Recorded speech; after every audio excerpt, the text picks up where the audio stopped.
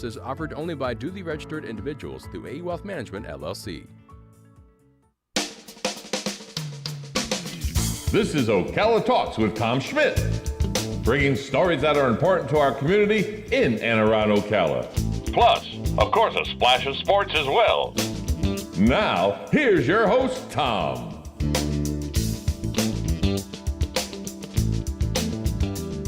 Good Wednesday morning. Welcome to Ocala Talks. Hump Day. It's also February 2nd. Every time I think of February 2nd, all I can think of is, I got you, babe. I got you, babe. That's the song that plays incessantly over and over in the movie Groundhog Day. Galen, you know, from Life South Georgia. Galen, you a big Groundhog Day fan, the movie Groundhog Day? Yeah. I think I've watched it so many times. Andy McDowell is she's just great. She's great in it. It's a. Where does it rank on his movies, Bill Murray's movies? I have to think about it. It's not Caddyshack. I mean, Caddyshack's the top one. It's a top three. Because you got to remember, Ghostbusters is up there. Yeah, but you're missing one of the. Got a mixed career. You're missing one of the greatest. You're missing one of the greatest movies he ever did, that gets undersold all the time. All right. Meatballs. Bowling movie. Meatballs. Oh boy. He wasn't very good in it. I mean, he had a very small role. But what was the bowling? No, one? Meatballs. He was the camp counselor. He ran the camp and everything. Yeah, it wasn't very good. It wasn't very good. No, it's a terrible movie, actually. Oh, hello. No, it wasn't the Big Lebowski. It was he played Big Earn McCracken. Gosh. He played Big Earn McCracken. Yeah, he was great in that. You know why? Because he's Kingpin. Kingpin. And those are the kind of movies that he does well. It's kind of like Ben Stiller. If Ben Stiller plays a normal human being, he's not very good. I compare their careers a lot. So Really? Ben Stiller because Ben Stiller is, he's had some of those movies that are just changing. Like Dodgeball, for example. Or what was the war movie about a war that was about a war that wasn't about a war? Oh God, what's the name of that movie? Where Robert Downey Jr. does blackface? Yeah, he went full target. Never go full something. Gosh, it's right there at the tip of my tongue. I wasn't prepared. But gosh, that's gonna drive me nuts. Tom Cruise is in that movie. Yeah, Tom Cruise, and he plays a bald guy. That is correct. It's an equivalent. Not saying it's as good, but it's up in the same stratosphere as Caddyshack, right? Tropical Thunder. Yeah, Tropical Thunder. But we forget one of Bill Murray's greatest movies. Literally, no kidding. Somebody just texted me in. And we forget. What have you men been doing? Army training, sir. Oh yes, Stripes. Is way up there. Stripes is right under Caddyshack. Stripes is right under Caddyshack to me. Yeah, that's a good call. I knew we were forgetting one. Yeah, Stripes. Whenever you just throw these random things out there, I'm not. Stripes is great. Stripes is a great movie. Did you ever see Where the Buffalo Roam? I did. Where he played Hunter S. Thompson. Yeah. It was okay if you're a Hunter S. Thompson fan. It was a good movie, and I am a Hunter S. Thompson fan. But then you go and look at Johnny Depp's portrayal of Hunter S. Thompson, and Johnny Depp nailed Hunter S. Thompson.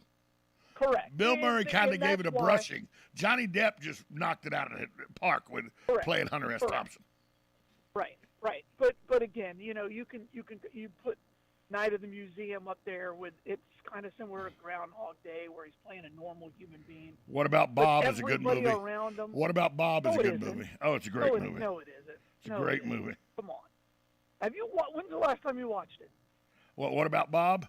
About a year ago. It was on Stars. It was on Stars. No, it was on Stars. If you would have watched it a year ago, you're like, man, you're right. That doesn't hold to the test of time. No, it's a good movie. It's not very good. It's a good movie. No, it's not. I like it a lot. Well, you probably like Zoolander, though. I thought Zoolander was a pretty good movie. Oh, Jesus.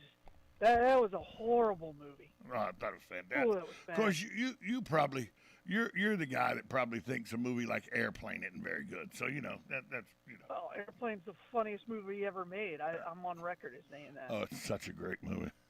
There's We got a lot of sick patients. 30-second gap in jokes. We got a lot of Not a sick single patients here. We third- need to get them to a hospital. A hospital? What is it? It's a big white building with patients, but that's not important right now. Yeah. There's not more than 30 seconds without a great joke. Barbara In Billingsley any talks other movie- jive in the movie. That's all you need to know. I mean, it's fantastic. Beaver Cleaver's mom speaks jive in the movie. That's all you need to know. It's a And great- literally, the best part of the movie is in the first 90 seconds with the overhead speaker system with the white lane is for loading and unloading a pass. That's the best 90 seconds of the entire movie, that conversation they're having. It's pretty good. It sets the stage. You should get an abortion. That's what you keep asking me. Well, it's the only thing that makes any sense. It's Pretty hilarious. it's legendary. It's legendary. Hey, It's a great movie. so I don't like the I listen to a lot of different people and all, but people's ideas are their own ideas, and I very seldom do I steal stuff because it's not what I do. But this morning is an exception. Because I was coming in and I was hearing some radio people, and I'll tell you who it was. It was Hunter and Parker on another station. I like classic rock, so I'm listening in, getting ready for the show. And they had a Parker, who's a younger guy. He had a question for Hunter, and it made all the sense in the world to me that I'm glad we're not having to be involved with it. And it's something you talk about on a regular basis. That is why you stay away from it and why you tell everyone should stay away from this animal that is just vicious, and the animal is social media. And he was saying, I'm in my 20s. How in the world are people in my generation ever going to be elected to any office or anything in their 40s and 50s with the way social media is and the way everything gets canceled and the way skeletons are now on the internet and everything? How's anybody ever going to be able to run for office because something they say, people are getting canceled now for stuff they said in the 70s. 25 years from now, people's Twitter, their Facebook, everything, people are just going to get just skewered in 20. Nobody's going to want to run for office. Nobody's going to want to do anything. And I thought, Galen says on a daily basis, social media is the devil. And I'd never thought about that. How somebody in their 40s or 50s that grew up as a social media kid, how in the world why would they even want to subject themselves to the openness of running for office or anything? Well, I'll tell you, again, I could just use my kids as an example and the kids they hang out with. They don't use social media. They use Snapchat. They do a little bit of the Instagram, but it's very, very little. Because I think they were exposed to social media, when they were in elementary school, right, and in middle school, and I think they see the impact that it has on your life when you're that young, and I think they're like, this is just ridiculous. I don't have any part of it. Both my boys have Facebook pages for nothing more than their gaming, right? Because all these games give you special things if you're on their Facebook, right? But that's it. They have no intention. They don't care about it. Now they love TikTok because they think the videos are funny, but they don't do anything on social media. Oh well, And I think that's the future, right? Again. Yeah, but those TikTok everything videos are going has to a come back to season. haunt people. Yeah, I guess. Maybe the Chinese will come back and own you because you watch some inappropriate video. I just don't think it's going to work that way. But I don't know. But I think we've now known long enough that what Facebook, Twitter, specifically, and what they do and what their impact is on society. And at some point, people like you will just say, you know what, the juice isn't worth the squeeze. I can't support this anymore. Because everything has a season. Everything fades away. There are people, Facebook's never going away. Yeah, well, all right. now you said it sound about the radio. Now you that's sound what they said about the radio. like an 80-year-old guy. Because I have a friend of mine. I have a friend of mine that's in his late 70s. that still to this day thinks the internet's a fad. Well, I mean, I don't. Okay. That's a tool. Facebook is not a fad. Facebook will be here for a very long time. And I'm going to tell you why you're wrong. All you have to do is look at the user demographics. The older you are, the more likely you are to use Facebook. Yes. That's a fact. That is an absolute Yes, fact. young kids are going to get old too, and they're going to go back to Facebook. I think you're completely wrong. On that. It is the modern day. It is the modern day picture book that we used to have. Remember when people would come over to your house, you'd break out the photo albums? That's Facebook now. It's the modern day photo album. Still do one every year. I do one every year through Shutterfly. It's a modern day photo. Facebook is the modern day photo album. Again, we'll disagree, but all you have to do is look at the user demographics. Why did they rechange the name? They're trying to reshape it to make it to more of a universe, right? So you submerge yourself in it, spend more money. It's a fad. It's more of a fad's the wrong word, but it's going to go away. You know, it's not a fad. Less and less. They're getting, and here's the other thing: they're getting less and less users, new users, every single day. Well, when you have 3 billion users, you're starting to run out. You only got another 3.5 billion, 4 billion to come up with. Yeah, but most of them aren't real accounts. Half the world is on Facebook. Well, the wrong half. We got to take a break. It's an aging platform. And I'm always amazed that you sit there and you bash it, and then the next words out of your mouth, you defend it. No, it's going to be here, so I have to use it for my job. Speaking of my job, I got to do it right now. We'll be right back after this timeout. 1370 AM, 96.3 FM, WOCA, The Source. Are you wasting time boxing up packages and going to the post office or the UPS store? Are you tired of not knowing what you'll pay when you get there? Just Ship offers pickup service and flat rate packaging and postage rates, which takes the guesswork out of shipping while saving you time and money. So quit wasting valuable time and money. Call or text Just Ship at 352-234-3840. That's 352-234-3840. Just Shipped.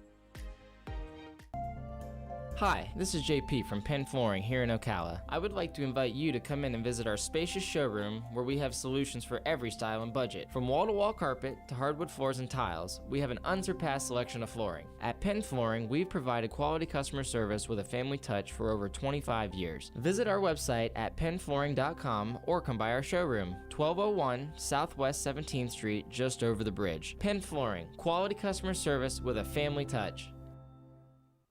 Are you or your loved one being released from a hospital and wondering how you'll manage? Inform your physician that you want to go to Palm Garden of Ocala at 2700 Southwest 34th Street for your rehabilitation. Palm Garden provides pain management, post-discharge follow-up, diabetic care, psychosocial support, and so much more. Plus, they even offer outpatient rehab. This award-winning care facility has a team of licensed professionals dedicated to enhancing your independence. Call 352-854-6262 today. The Ocala Golf Club, one of Ocala's premier golf courses, from its pristine 18-hole course layout to its amazing pro shop. Jason Linhart and the staff at Ocala Golf offer everything that you need for your golf outing. That's the Ocala Golf Club. Experience country club style golf at municipal prices. You won't go wrong with the Ocala Golf Club. Call them for a tee time today, 352-401-6917. Now you've done it. Have you lost your mind? He's back. And you're listening again. A legend in his own mind. Don't believe me? Just ask him. Here's Tom Schmitz live on WOCA. The Source. Welcome back to Ocala Talks. On a Wednesday, it broke last night. Galen, from Life South joins us. Thanks to the good folks at Penn Flooring, Palm Garden Health and Rehabilitation Center, Just Shipped. It broke last night, Galen, that former Miami Dolphins head coach Brian Flores has filed a class action lawsuit against the NFL, the New York Giants, the Denver Broncos, and the Miami Dolphins, claiming racial discrimination in the league's hiring process for coaches and executives. He filed it yesterday in the Southern District of New York. In it, he accuses Dolphins owner Stephen Ross of offering him $100,000 for every loss in an effort to tank for the number one draft pick during the 2019 season. He includes text he alleges are from New England Patriots head coach Bill Belichick, demonstrating that the Giants conducted an interview with Flores while knowing they intended to hire Brian DeBall as head coach. The suit also alleges the Giants interviewed Flores simply to satisfy the Rooney Rule, requiring the team to interview minority candidates. This is all stuff we know happens. I don't understand. I know what he's saying, and I'm sure that some of what he says happens, but the Rooney Rule says you have to interview a minority candidate. The Rooney Rule doesn't say anywhere you have to hire a minority candidate. And I think the Rooney Rule is racist, and I said that when the Rooney Rule went into effect in the 90s. I thought it was a terrible rule then. I think it's a terrible rule now. I understand the premise of it, right? I do. I get it. You got to get, you're never going to break the glass ceiling if you're not allowed to break the glass ceiling. But I really think we're beyond that now. I just do. And I think now you're becoming nothing more than a token interview. And the whole thing was as well, if you get a token interview, then at least you get to practice interviewing. It will be better for the next one. Okay, well, then understand that. You went to a team, you got fired. Everybody in the NFL knows who Flores is, right? They know him from the New England Patriots. They know his record from the Miami Dolphins. They just brought him in to do that's not a shock. That happens every time there's an opening. Every single time there's an opening. I'm not surprised by this.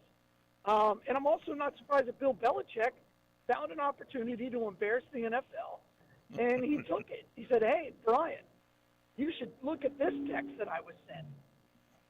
No, he sent the text to Flores.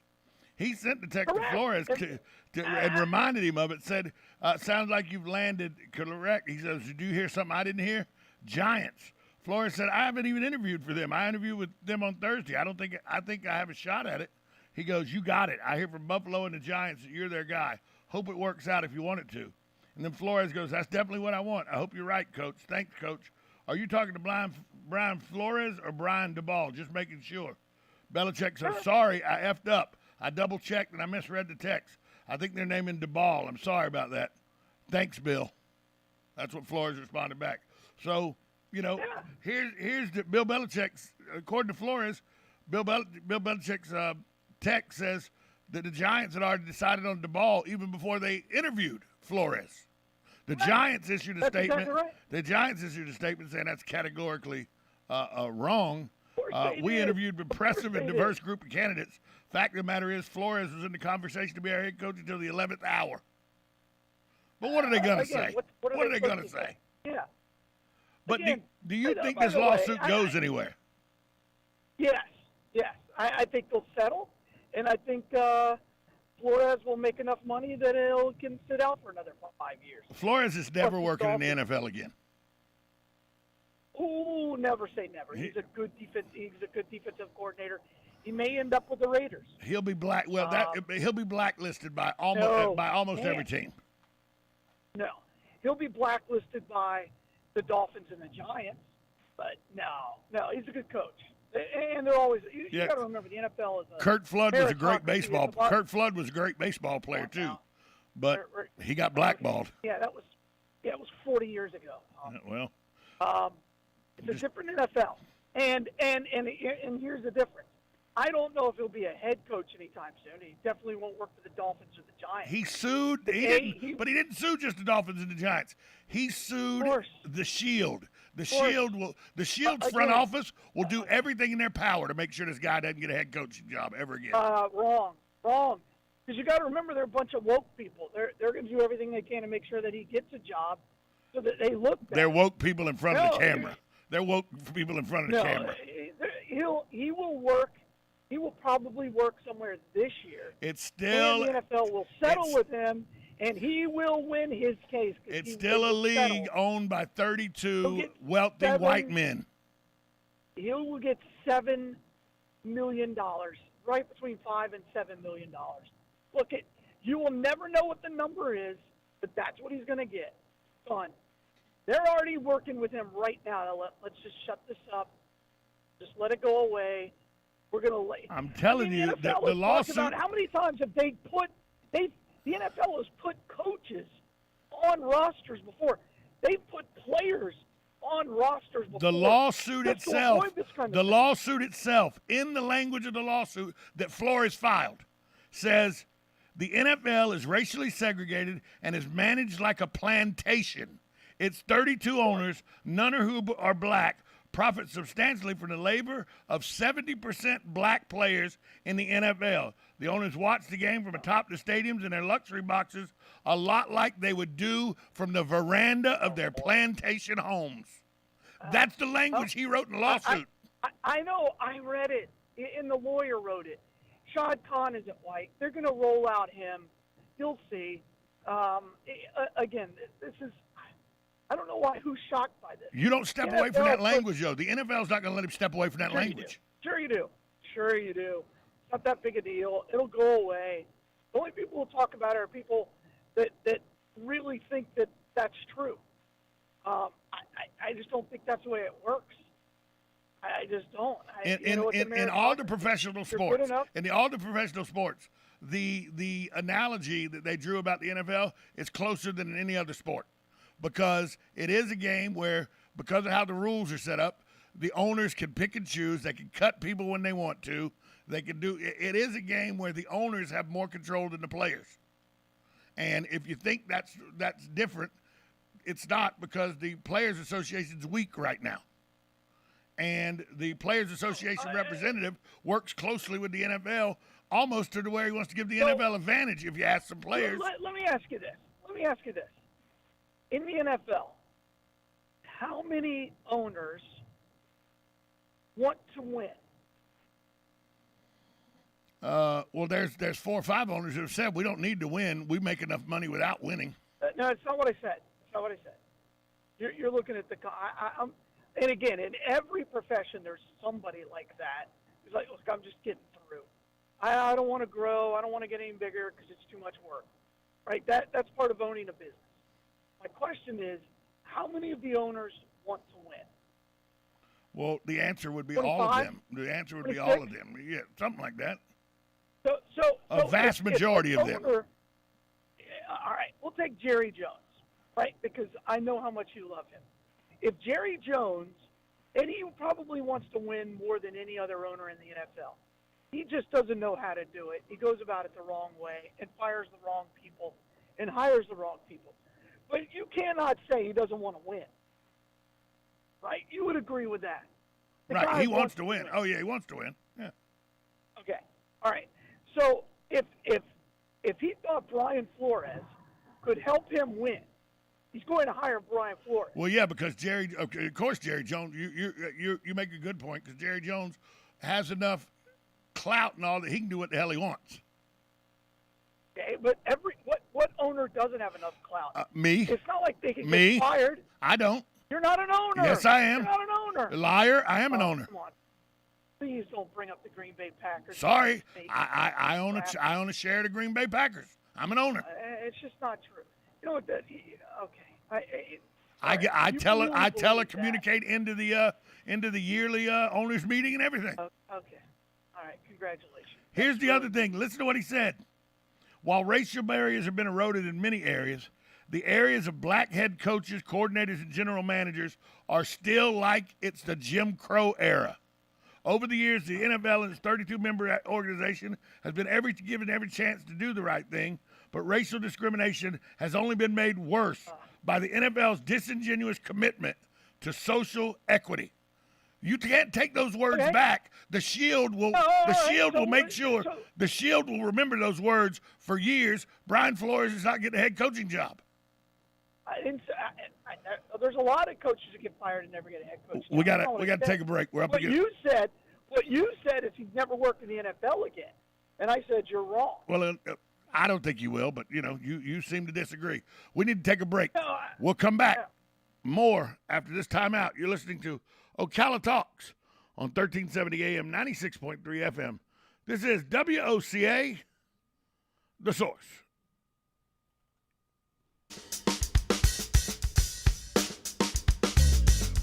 Broadcasting from the Ocala International Airport, this is WOCA AM, W242CA FM, Ocala, 1370 AM, 96.3 FM, The Source.